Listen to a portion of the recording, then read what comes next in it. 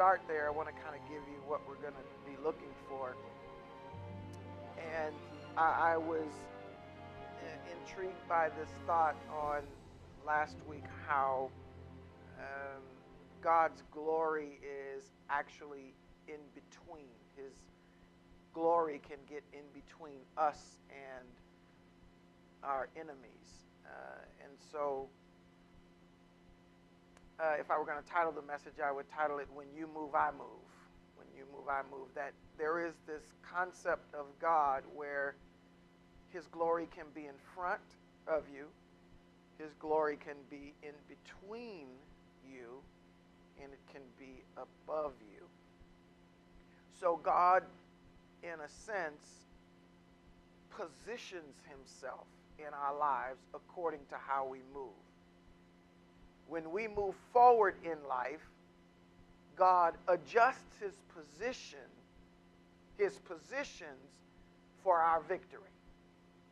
He will change from the front to get in between if He needs to. He will go from in between to getting above the situation if He needs to, in order to give you the victory needed in your life. So He positions Himself to give us victory, to bring us to our promised land, to our destiny, and to our purpose. So according to sort of how we move, if I move, He positions Himself to be adequately positioned to give me the victory. Does that make sense? That's a good thought to know. That if I move in life, God will move with me. So when you move, I move. God says, when you move, I move. I say, when you move, I move. When God moves, I move. When I move, God moves.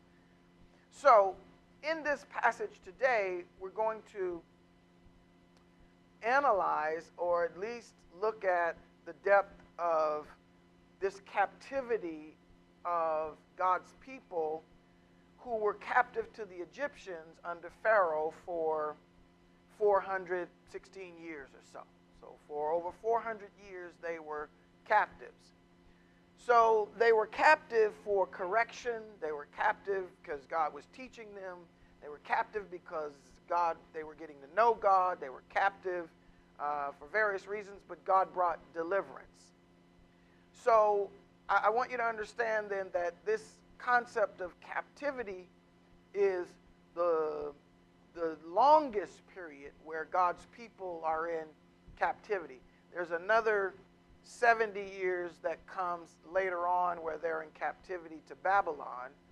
And then there's about a 400 year of silence between Malachi, the book of Malachi, and Matthew before God speaks again. But that wasn't necessarily captivity. Well, it is captivity. God ain't speaking to you for 400 years. That is captivity. You may not be a slave, but if you're not getting a word, that's tough. So, but this is the biggest time of captivity. So I wanted to highlight this and say, watch the movement of the people out of captivity and try and demonstrate or teach us some practicals about walking with God from this experience. Does that make sense? All right. So let's then go to the first aspect of watching God lead them in front. This is where God is positioned in front. So go to chapter 13, verse 17 of Exodus. And it reads, "And it came to pass when Pharaoh had let the people go," he let the people go, "that God led them not through the way of the land of the Philistines, although that was near. For God said, lest peradventure the people repent when they see war and they return to Egypt." So the first thing we notice is that Pharaoh releases them and God then leads them. So there's this motion of coming out of captivity, and God directs them a way that says in verse 17, not through the way of the land of the Philistines. So God leads not the way of the Philistines, although it was close, it was a quick way to get there. For God said, lest peradventure the people repent when they see war and they return to Egypt. So he didn't take them the way of trouble because they might have gotten scared and said, we're going to go back to Egypt, which sort of happens later on, all right? But verse 18 says, but God, here it is again, led the people about through the way of the wilderness of the Red Sea, and the children of Israel went up harnessed out of the land of Egypt. So from this verse, we notice that they went out in ranks. Now notice this, if they'd have gone through the way of the Philistines, it would have been a 3-day journey. We know that this journey turned into 40 years. This was a 40-year journey when it should have been 3 days. Got it? That's a long time. So we've got to figure out what happened in terms of coming out of captivity. God was leading them, and God is the one who didn't take them the short route. He takes them the long route, okay? So he takes them the long route for a meaning. But verse 18 says they went out in ranks. They went out, they were harnessed. King James Version says they were harnessed, which in other words, they went in regiments of 5. They were in line. They were disciplined. They were ready for battle, organized, being led by God. So if God is leading you, if you're coming out of something, you get organized, you get regimented, you get disciplined, and you follow him. Get it? So you don't follow him willy-nilly, because following God is a sense of intensity. You have to position yourself just as God has positioned himself. What is God's position? God's position is in front, right? Our position is following behind in ranks, in order, regimented, and disciplined. Tracking? All right, so now go back to 19. And Moses took the bones of Joseph with him, and he had straitly sworn the children of Israel, saying, God will surely visit you. You should carry up my bones away hence with you. Remember, Joseph was the one who got them into Egypt. Joseph was over Egypt, and so he died there, so they took his bones. 20. And they took their journey from Succoth and encamped in Etham. Now watch this. In the edge of the wilderness. They went to the edge of the wilderness. As far as they can go. Now what's God's position? He's leading, right? He's in front. We're behind, following. He takes us to the edge of the wilderness. You still there? All right, verse 21. And the Lord went, there it is again, the Lord went, what?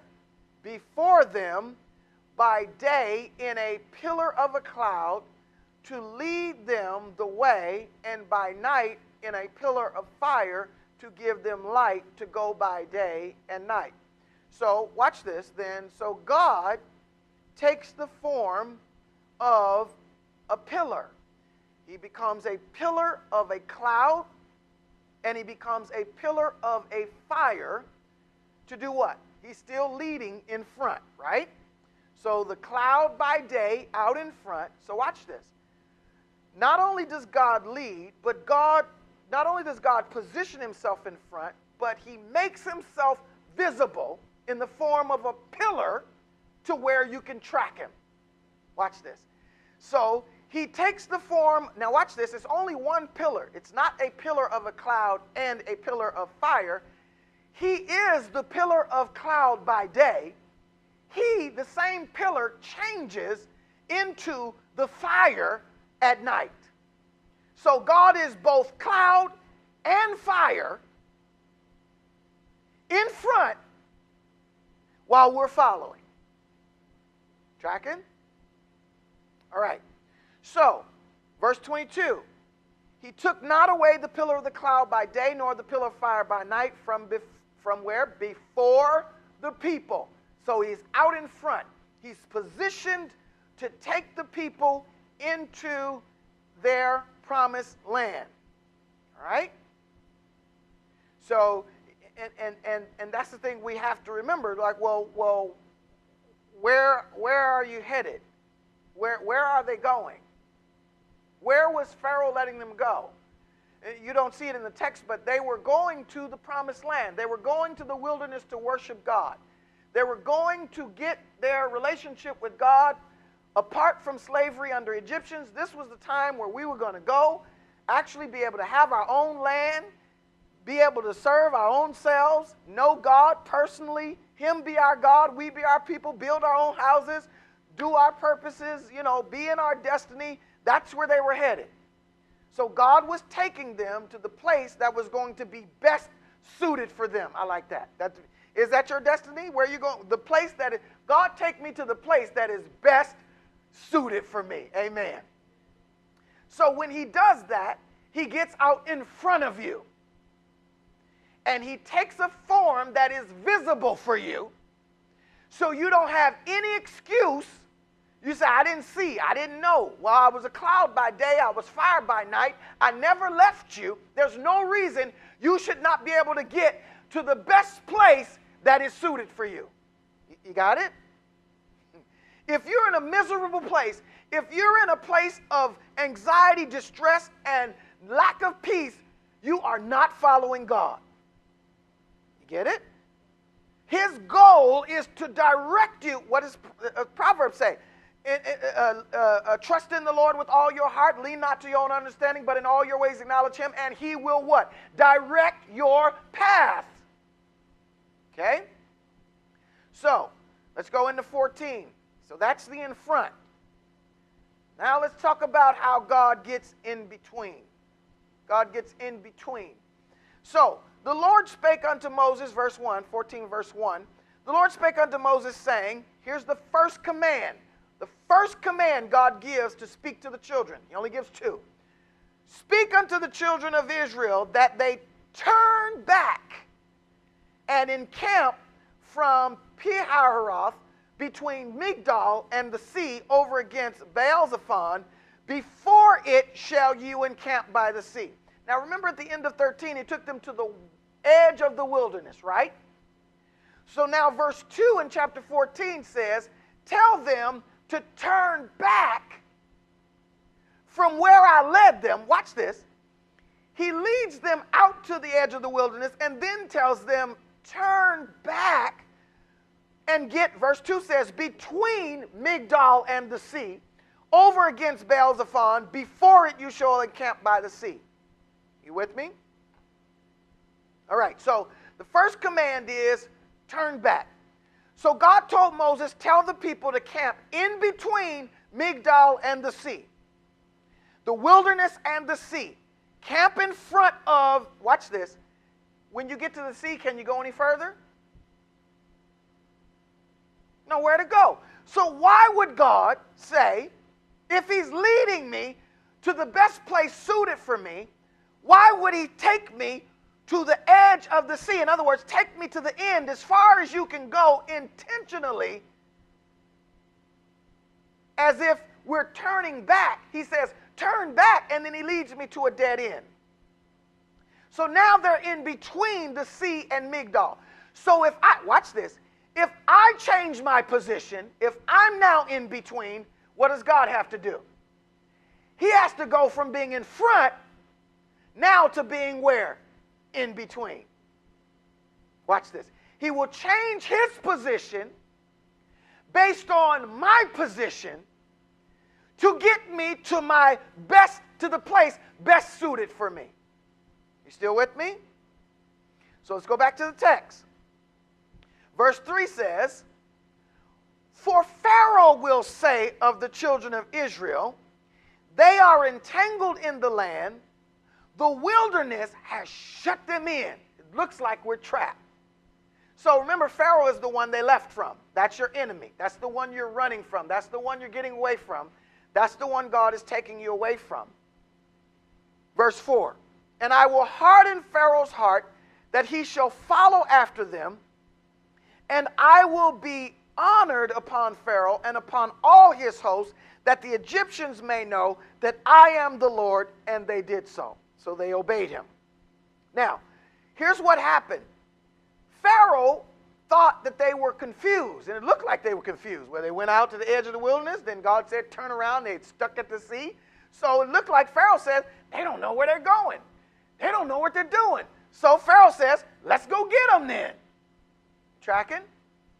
So verse number 5, and it was told the king of Egypt that the people fled, and the heart of Pharaoh and of his servants was turned against the people. And they said, you know, why have we done this, that we have let Israel go from serving us? In other words, we had slaves, y'all, and we let them get away. They're out there in the wilderness confused. They don't know where they're going anyway. Let's go get them, bring them back, and let them be our slaves again. This is big. Because when you finally leave people, and people think you're confused and you don't know where you're going, what do they try to do? Reestablish relationship. You do it. If you take a stand one day and try to follow God, you say you're following God, but now you're not clear where you're going, what do? You revert back to what is familiar. And so instead of moving forward, guess what? You get caught in between. Instead of God being able to lead you in front of you, he now has to switch to get in between, because you're in between now your enemy and where you should be going. Are you tracking? All I'm trying to do is show you that God will adjust his position based on your position to get you to the place that is best suited for you. Amen. Amen.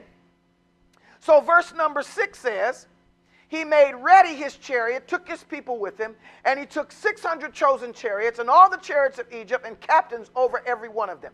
And the Lord hardened the heart of Pharaoh, king of Egypt, and he pursued after the children of Israel, and the children of Israel went out with a high hand.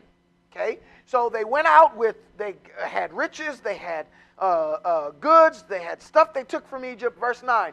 But the Egyptians pursued after them all the horses and chariots of Pharaoh and his horsemen and his army, and overtook them. Where were they? Encamping by the sea beside Pihahiroth before Baal-zephon. So they found them trapped as far as they could go. And so now the Israelites find themselves in between the sea and Pharaoh's army. You get it? Okay? So the Bible said in verse 4, he's going to do this. Why? So that the enemy will know that he is your God. So God intentionally trapped them so that Pharaoh, if you look at verse 4, said, so that he will know that he is the Lord. You get it? So he lets you get in a predicament so that the enemy can gain knowledge. You need to write that down. That's one thing that we gain from this. This is a nugget we get. We get knowledge about who God is. From our situation, from following him, we get knowledge from who God is. Still with me? All right. So now verses 10 through 12 will tell us how the fear sets in. When Pharaoh drew nigh, the children of Israel lifted up their eyes, and behold, the Egyptians marched after them. And guess what? They were sore afraid, and the children of Israel cried out unto the Lord. And they said unto Moses, because there were no graves in Egypt, have you taken us away to die in the wilderness? Wherefore hast thou dealt thus with us to carry us forth out of Egypt? In other words, we were doing fine in Egypt. Now you brought us out here to die on our own? Verse 12, is not this the word that we did tell you in Egypt, saying, leave us alone, that we may serve the Egyptians? Isn't that just like us when God tells us to embark upon something and we see a little trouble, we get fearful? And that's what I'm just saying. We try to go back to where we were most comfortable. Okay? So, verse number 13. Moses said, his response to them was, fear not. Stand still and see the salvation of the Lord, which he will show you today. For the Egyptians whom you have seen today, you shall see them again no more forever. The Lord shall fight for you, and you shall hold your peace. All right, so let's get this right. Fear set in. The sea is in the front of them. The enemy is behind them, and they are in between. They start complaining, you brought us here to die out in the wilderness. We were doing good before. In other words, we want to stay slaves. What? Who says we want to stay slaves? So the second nugget, the first nugget is knowledge that we get. We get to know God. But the second nugget we get from following God is deliverance. So verse 13 says, stand still and see the salvation of the Lord, or the deliverance of the Lord. You will see this enemy no more. Why? Because the Lord will fight for you. You hold your peace. In other words, you just keep quiet. So if you get caught in between, you hold your peace and let God do the fighting for you. Now let me show you in verses 15 through 20 where God instructs Moses what to do. And then we'll show you where God actually shifts to get in between. We're in between, and I'm going to show you where God actually gets there too. Verse 15. And the Lord said unto Moses, wherefore criest thou unto me? Speak unto the children of Israel. This is the second command. This is the second time he said, speak unto the children of Israel. The first command was turn back. The second command is, in verse number 15, go forward. Speak unto the children of Israel that they go forward. Now, I'm sorry, but I'm a little confused. The sea is in front of me. The enemy is behind me. You tell me to go forward. My first question is, how? Right?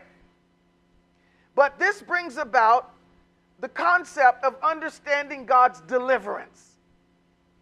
When you understand God's deliverance, it doesn't always appear to be so logical. In fact, if you can figure it out, it's probably not God. So verse 16 says, now watch this, out of nowhere, but lift thou up thy rod and stretch out thy hand over the sea and divide it, and the children of Israel shall go on dry ground through the midst of the sea. Well, amazing. Amazeballs, right? Lift up your rod, part the sea. 17. And I, behold, I will harden the hearts of the Egyptians, and they shall follow them, and I will get me honor upon Pharaoh and upon all his hosts, upon his chariots and upon his horsemen. Here it is again, verse 18. And the Egyptians shall know that I am the Lord, when I have gotten me honor upon Pharaoh, upon his chariots, and upon his horsemen. Now, here we go. So this is how it's going to happen. He's going to part the Red Sea. They're going to be able to move forward. Now, here's where God gets in between in order to make the movement happen. Verse 19 says, and the angel of God, oh, a new character introduced. Watch this. The angel of God, which went where? Before the camp of Israel, removed and went behind them. And the pillar of the cloud, oh, the angel and the pillar of the cloud went before their face and stood behind them. So now you see God getting in between? And it, verse 20 says it, and it came between the camp of the Egyptians and the camp of Israel. And it was a cloud and darkness to them, but it gave light by night to these, so that the one came not near the other all the night. So watch this.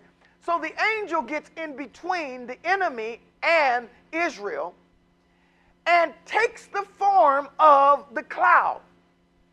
To the enemy, the cloud is rain and darkness and dreariness. But to the people of Israel, it was a light by night, so that no one came near the other all night. So in other words, the Egyptians felt they couldn't advance because it was too dark. But Israel, on their side, it was light and bright, so they could begin to prepare to do what? Go forward. Tracking? So now do you see why God had to get in between? He had to get in between so that you could focus on moving forward to stop the distraction or the attack of your opposition. Listen, if God was in front of you leading you, your enemy jumps on your back.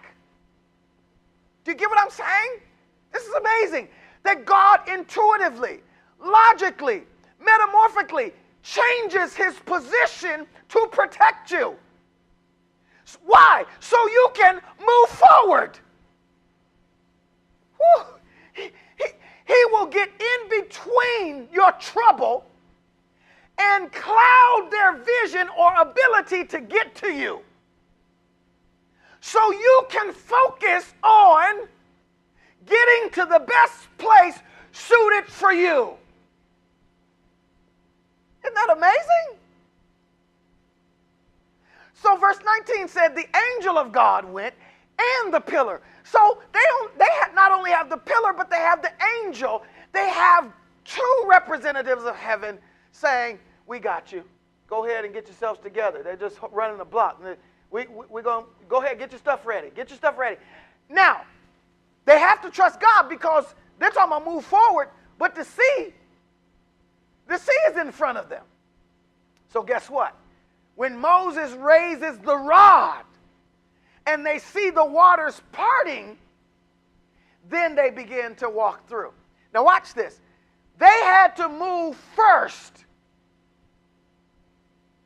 in order to start going through the sea to allow time to get through the sea before Pharaoh's army starts coming. So listen to this. If Pharaoh's army pursues them into the sea, guess what? God changes his position. He moves from in between, right? Because if they can now pursue you into the sea, then he has moved his position again. Why? Because you moved. Are you getting it? So when we obey God and move, he moves his position in order to allow the enemy to pursue because they can't catch you. But he needed to be in between for a period of time to stall them. But as long as you are moving, it doesn't matter.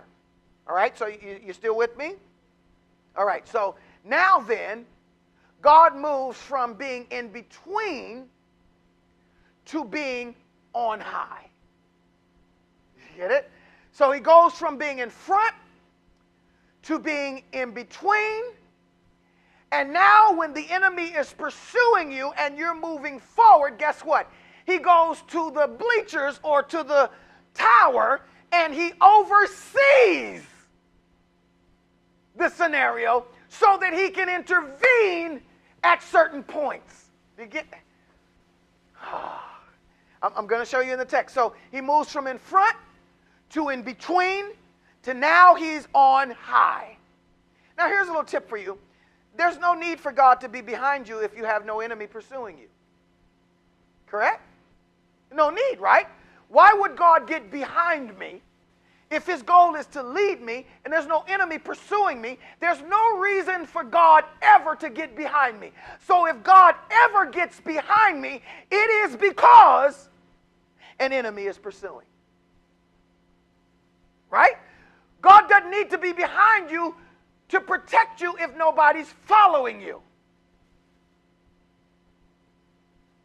Now you can know most of the time when God is in between is when you find yourself in between. If you're moving forward, chances are God is in front leading you. If you're stuck in life, if you're in between a decision, guaranteed God has switched in between. And you're stalling at that point of being in between allows your enemy, listen, you've stopped, which means your enemy is encroaching, which means you need God to run a block. As long as you're, listen, this is from heaven, I believe. As long as you're moving, your enemy will never catch you. No need for God to be in between. No need for God to be behind you, right? As long as you're moving forward, enemy can't catch you. But if you ever get stuck in your life, you will need the God who's in between. God, dog it, his glory gets in between to run a block because his enemy, your enemy, is gaining ground on you. Is this helpful at all? Man, this is meat. So let's go back now. Let's go back and let's get this on high. Let's make sure I'm not just making this up, right? So verse 21. Moses stretched out his hand over the sea. The Lord caused the sea to go back by a strong east wind all night and made the sea dry land, and the waters were divided. So watch this. Remember, the cloud in between took all night for the waters to part, to get down to the dry land, right? So God was in between holding things up while he was preparing what's ahead. God. So verse number 22 says, and the children of Israel went into the midst of the sea upon the dry ground, and the waters were a wall unto them on the right hand and on the left, and the Egyptians pursued. There's the sign that he's no longer in between. God, watch this. The Egyptians pursued and went unto them. The Egyptians pursued and went in after them to the midst of the sea, even all Pharaoh's horses, his chariots, and his horsemen. Now here's where it is on high. 24. And it came to pass that in the morning watch, you get it?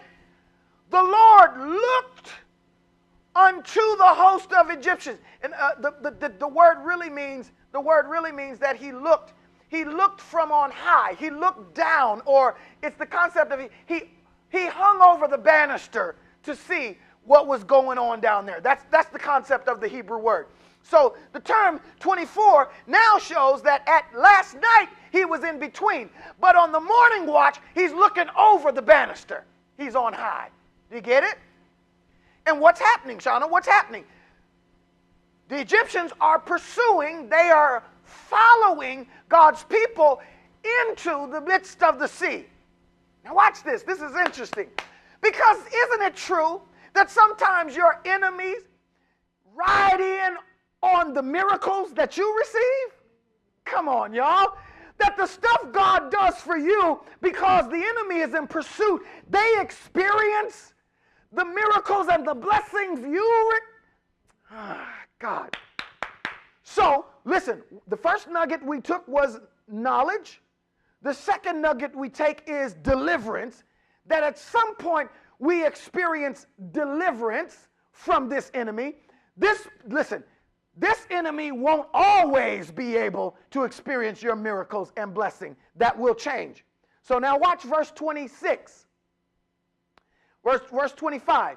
He looked over the banister, verse 24 said, right? Verse 25.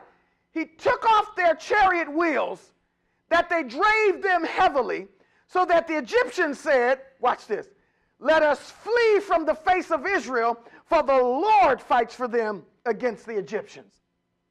So watch this. When God was on high, looking over, the end of verse 24, said he troubled the host of the Egyptians. He caused trouble for them, took off their chariot wheels, so they drave them heavily. In other words, the wheels fell off, and they found themselves trying to pass through the dry land on chariots that didn't have no wheels. So they said, let's get out of here. The Lord is fighting against us. Verse 26. And the Lord said unto Moses, now here it goes, let's close this up. Stretch out your hand over the sea, so that the waters may come again upon the Egyptians, upon the chariots, and upon their horsemen. Here comes the deliverance, ultimate deliverance. Remember, he said, these enemies you will see no more. We read that earlier. So he says, stretch out your hand. Watch this. Watch this. The same action that opened the sea is the same action that closes the sea. That's what confuses the enemy. Some of the same action that got me going is the same action. Listen, the same miracle you were privy to is the same miracle that's going to destroy you. In other words, you think that you're really getting something from me. It's like a trap where the mouse eats the cheese, but he doesn't know that there's a trap getting ready to snap his neck. You get it? It's like setting out a nice cake that looks everything, and you bite into it, but it's full of poison. And the enemy doesn't know that as they pursue you, as they continue to embark upon you, they don't know that what they thought was a blessing is a setup for destruction. Isn't it true that the anger that drives them is the anger that chokes them? Isn't it true the bitterness that they hold on to, that thinks they are justified for treating you the way they treat you is the same bitterness that hangs them like a noose. But while they're pursuing you and while they're dogging your steps, that noose doesn't look like a noose. It looks like a blessing. It looks like something I need to do. Are you tracking? So God moves from being in front to being in between to being on high. Now watch this. When he's on high, when he's overseeing you, he causes trouble in places, in certain areas. He gets in. In other words, he's able to manipulate the situation from front to back. Listen, oh, come on. If I'm in the front, I can't see the whole scope, right? If I'm in between, I only see front and back, right? But if I'm on high, I see it. Come on, come on. Come on. So God on high is able to see what's happening in your life from the full scope, and he can cause your enemy's wheels to fall off. While he's able to also observe, and when does he wait? He says, well, they're not all out yet. So he needs to be able to see let's wait till all the Israelites get out yet. We got to wait till 3 more. Come on, a few more people. Come on, get on through. Come on. He's able to see front and back, and he's able to judge when is the best time to destroy your enemy. Do you get it? And so he says, listen, I can't get rid of them yet because they are needed to pursue you further. So listen, so you can get all the way out and they can get all the way in. Woo! Isn't that powerful? That God's goal is to bring you all the way out so he can bring them all the way in and close it. Closure is coming, but you're not through yet. Do you get it? You're not through yet. And what are the nuggets? What are the nuggets? The nugget is God is using this to teach you who he is, to give you knowledge of God, to learn who he is. If you haven't, you're not there yet, so he's not going to destroy your enemy. You have to experience deliverance. You have to learn deliverance. You have to trust God. So he's not going to destroy them until then. So let's wrap this up. Oh, good. We're going to be done early. Verse 28 says, the waters returned and covered the chariots and the horsemen and all the host of Pharaoh that came into the sea after them. There remained not so much as one of them. In other words, it's a complete cleanup. It's a full job. Have you ever heard somebody say they went in to get the cancer, they didn't get all of it? He got all this. Do you understand what I'm saying? If you let God get in front, do you get it? If you let him get in front and in between and then on high, I guarantee you he's going to clean up all the dirt. He's going to get all, in other words, he's going to give you a full recovery.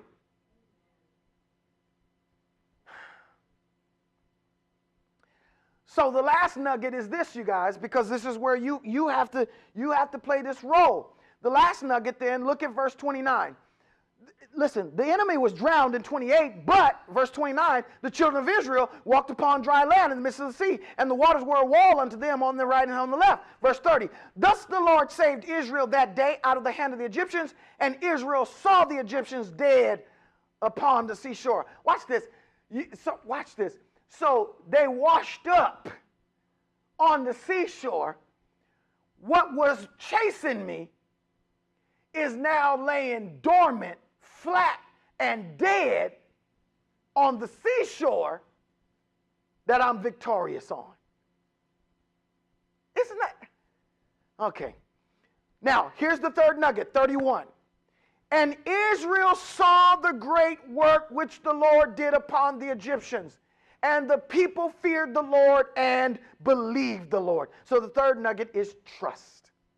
We have to learn who God is. We got to get the knowledge. First nugget, I got to get knowledge of God. I'm going through this because I'm learning God. I'm getting knowledge about who God is. Second, I'm learning deliverance. I'm learning that sometimes God is in front. I'm learning that sometimes he runs a block in between. I'm learning that deliverance is about sometimes God being on high and being able to see from front to finish, front to back, start to finish, A to Z. He's able to see it all, and he orchestrates events according to my favor.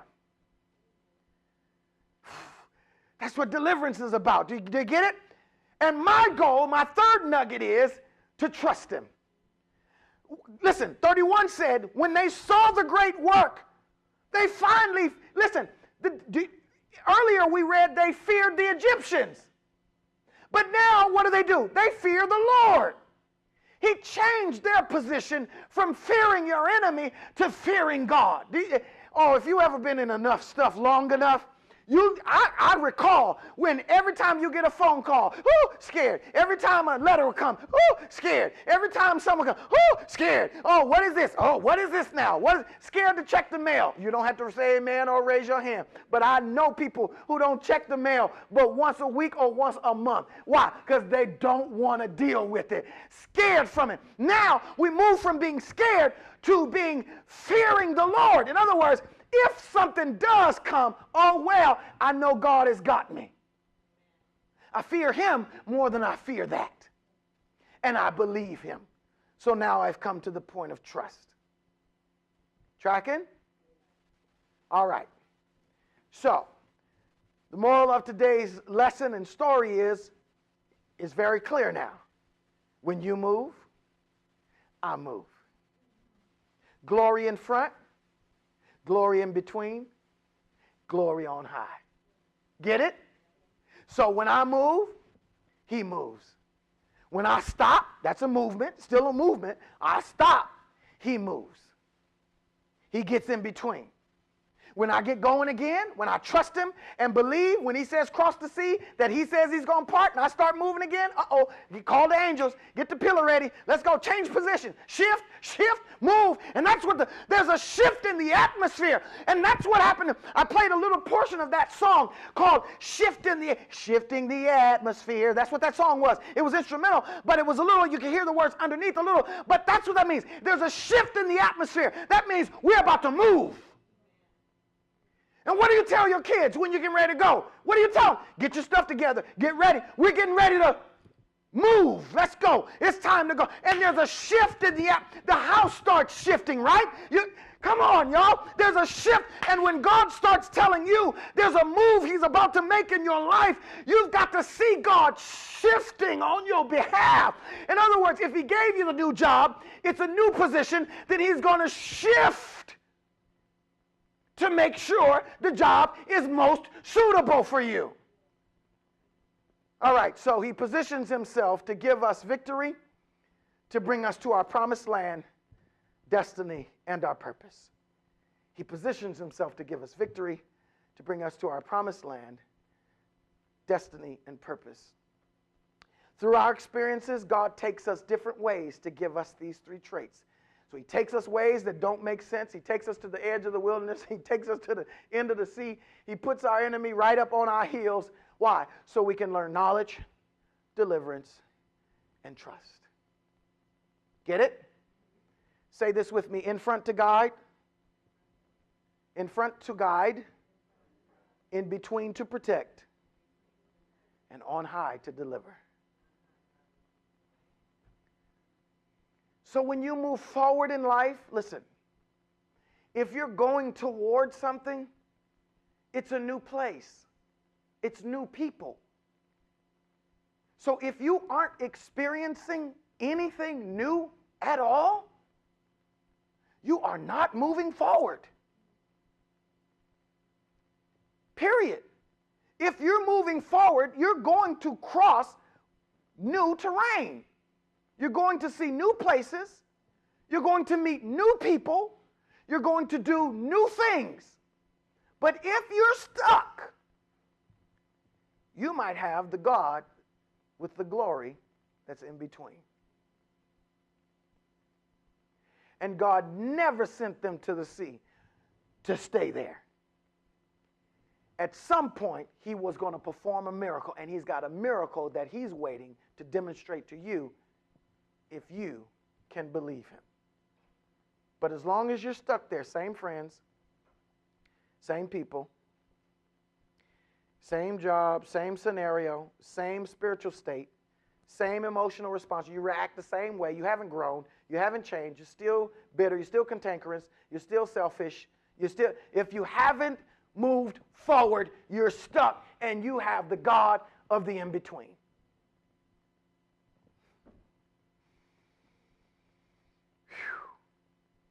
You ought to, and I preached it last week, every 10 years, reinvent yourself. Try something new. Now, you can't get new kids. You can't get new parents. You can't get new, the stuff you can get new, that's what I'm saying. But do new things with your family. You get it? I can't get a new family, but I can do new things with the family. I can be a different person this holiday season. Do you get it? I can meet different people. And when I do, that means I'm moving forward. And as long as I'm moving forward, enemy can't catch me. No need for God to be behind me. No, don't worry. Let him pursue. Ain't gonna matter. It's only when I stall that God needs to change his position. And that's simply because I changed mine. I got to as far as I could go. And isn't that true? Sometimes we need a new miracle to give us a new level of faith, to get us moving again. And maybe that's why he brings you to an edge of the sea, puts you between the sea and Migdol, lets your enemy get right up on you and says, you know what, Mom? You due for a new miracle. And that miracle is going to give you the push you need to do what? Move forward.